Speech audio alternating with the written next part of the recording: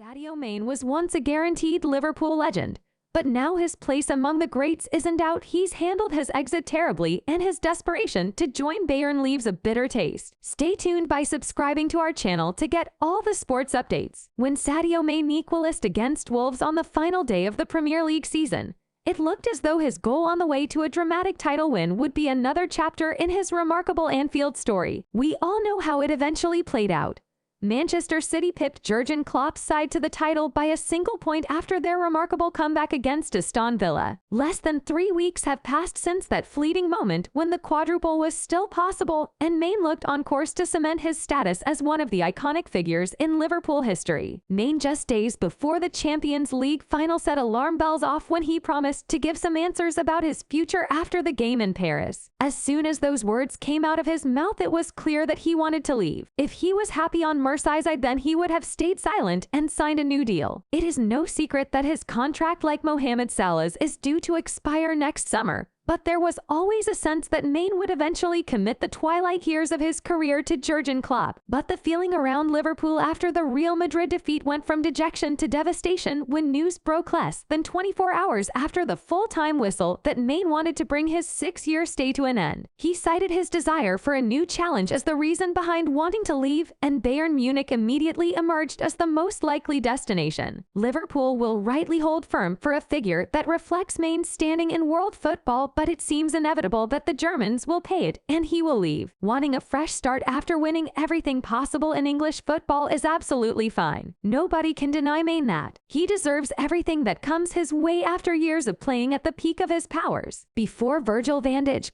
Alisson, Salah and Fabinho walked through the door, Mane was Klopp's first game-changing signing back in 2016 and has contributed 120 goals and 48 assists in 269 appearances. But despite Salah and his agent publicly venting their frustration over contract talks in recent months, the Egyptian has always remained respectful and insisted he would be happy to see out his career on Merseyside. Mane's decision to leave has come from nowhere. He has also largely remained silent on his own contract negotiations, too. Now we know why. Whether Mane would stay at Anfield if Liverpool could afford the wages on offer at Manchester City, Manchester United, Paris Saint-Germain, Bayern or Real Madrid is unknown. Chairman Tom Werner said before the 1-0 defeat by Real Madrid that Liverpool want to keep both of their star men, but the club won't compromise the principles of their sporting project that have taken them to where they are now. Jorginho Wijnaldum was a crucial piece of Liverpool's rise to becoming European and Premier League champions,